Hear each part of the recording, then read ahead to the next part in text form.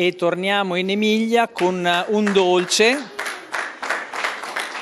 Il piatto è certosino della nonna Meglia.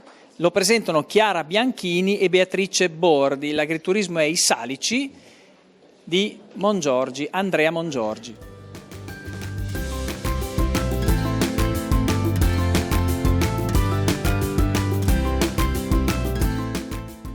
Un territorio, quello del tuo agriturismo I Salici, che si colloca a mezza via tra Bologna e Modena.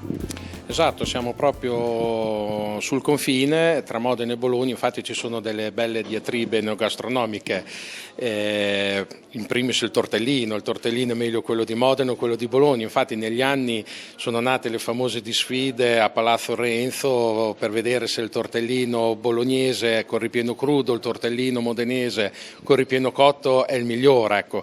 Poi come sappiamo in tutte le ricette tradizionali e tipiche dei territori ogni famiglia ha la sua ricetta e le sue varianti. Un punto fermo di tutte queste ricette è sempre la materia prima. Tu usi una materia prima di qualità, alla fine il piatto non sbaglierà mai.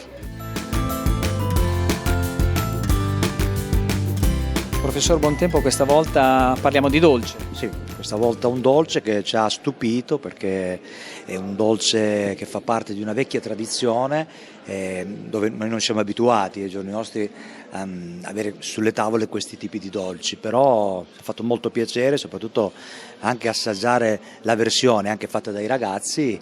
Abbiamo visto un po' l'antico e il moderno che insieme comunque possono anche fondersi in un'unica cosa, quindi bravi. L'altro dolce, tortelli di San Lazzaro con Saba, che arrivano dal Brisighella, provincia di Ravenna, agriturismo Camponovo. La ricetta dell'agriturismo Camponovo ce lo raccontano direttamente Nicole e Mary, perché oggi si sono un po' autogestite. Allora, com'è questa ricetta? Allora, è abbastanza piena, direi, perché ci sono tantissimi ingredienti, però abbastanza semplice, perché comunque abbiamo fatto un composto con le castagne e poi abbiamo aggiunto mano a mano le cose. Diciamo che di bollitura o cottura in generale non c'è stato molto. E poi il più verrà nella chiusura dei tortelli, perché è una chiusura particolare, cioè alternata a delle forme precise, E poi insomma l'impiattamento secondo me farà a sé, perché ci sarà una composizione di sapori insieme, ci sarebbe anche la Saba appunto, che ha un sapore particolare perché è il mosto e assomiglia alla glassa di aceto, però non ha quella parte acida e sarebbe molto dolce, però in questo caso oggi non ce l'abbiamo, quindi risolveremo in qualche altro modo. In qualche altro modo, certo. Intanto io ho visto queste che sono delle decorazioni per l'impiattamento. Chi le ha fatte? Le avete fatte assieme?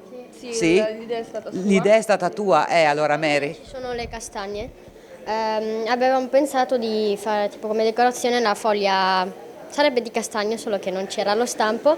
Allora questo sarebbe il nostro piatto, perché sembra l'albero di castagno anche questo.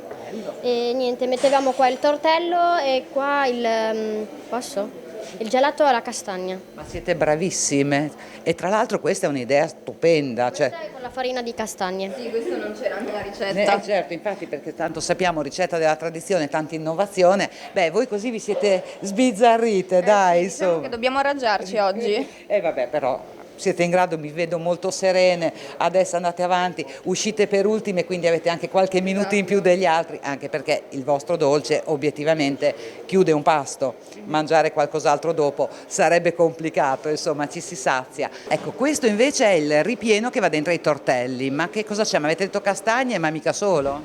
Castagne, zucchero a velo, pinoli, uvetta, cacao amaro e cioccolato fondente. Ah però, insomma è bello impegnativo. Ragazze, buon lavoro, bellissima anche questa idea e poi dopo ci si rivede quando uscite. Grazie. Buon lavoro.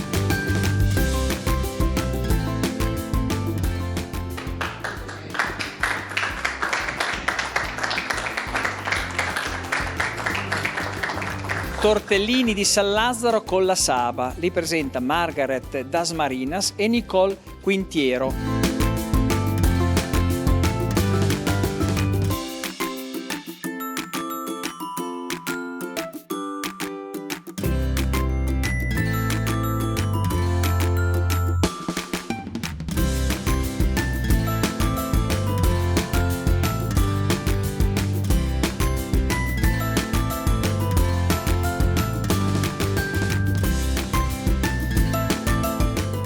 siamo arrivati all'ultimo piatto, Presidente Francia, questo agriturismo Camponovo, viene da Brisighella, anche lì terra di Romagna. Allora, un giudizio? Molto buono, è uno dei dolci che contraddistinguono la Romagna. Io da romagnolo lo mangio da quando sono piccolo. C'è una messa a valore di un prodotto importantissimo per la nostra collina e per la nostra montagna, che è il castagneto. Quindi il fatto che ci sia all'interno la castagna è strategico anche per tutte le questioni territoriali che per noi restano sempre importanti. Oggi abbiamo assaggiato degli ottimi piatti, AgriChef è una delle occasioni dove riusciamo non solo a far conoscere i nostri piatti ma dare anche un'immagine dei territori, perché tutti i nostri imprenditori agrituristici hanno descritto anche una storia territoriale importante. Bene, allora non resta che fare lavorare i giudici per poi arrivare alla premiazione.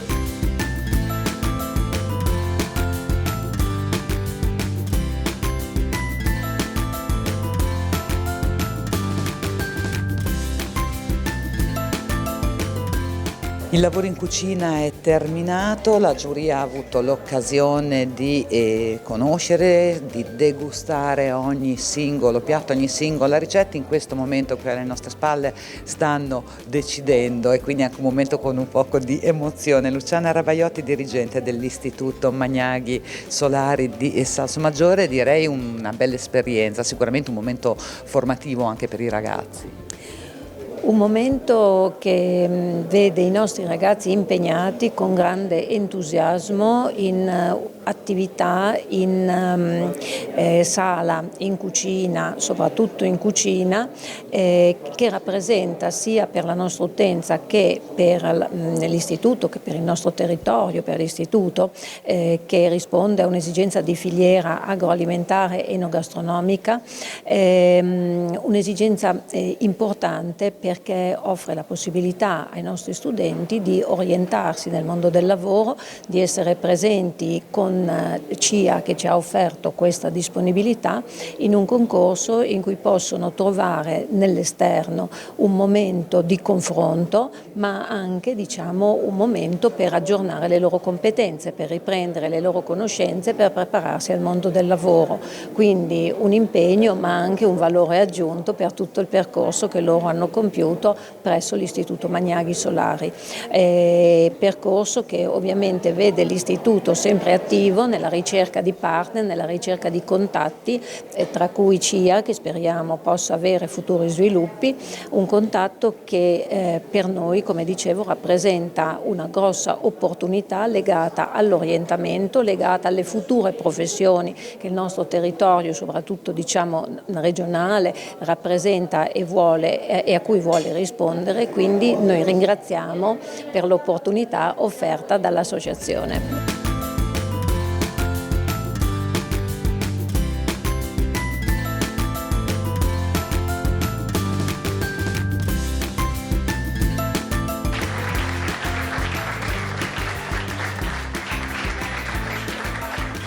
Questa giornata si è conclusa qui alle nostre spalle, tutti schierati, la giuria ha scelto, è stata una giornata bellissima, sono stati tutti bravissimi, pochissimi punti di differenza tra una ricetta e l'altra, però una doveva essere selezionata per rappresentare l'Emilia Romagna alla matrice. E allora la ricetta è spoglia lorda in brodo di ortiche e guanciale preparata da Palazzo Manzoni. È stato molto difficile per la giuria trovare un equilibrio perché effettivamente i piatti, così ci hanno detto, erano veramente molto equilibrati e molto buoni, quindi però un vincitore doveva esserci. Esatto, e quindi insomma Palazzo Manzoni e ovviamente Massimo Bottura, l'AgriChef, Rosa e Giorgia, le sue collaboratrici. Io direi che qui possiamo chiudere, ringraziamo tutti voi che ci avete seguito, ovviamente ringraziamo l'istituto che ci ha ospitato per questa bellissima iniziativa. In sovraimpressione come sempre tutti i nostri riferimenti e poi salutiamo e ci vediamo la settimana prossima. E questo AgriChef, il vincitore, andrà da matrice il 24 di maggio per la competizione finale. E lì verrà selezionata la ricetta che rappresenterà l'Italia per questa edizione. E quindi in bocca al lupo all'Emilia Romagna. Grazie e ci vediamo la settimana prossima con una sorpresona. Anticipiamo? No, non lo anticipiamo. Sorpresona, ci guardate.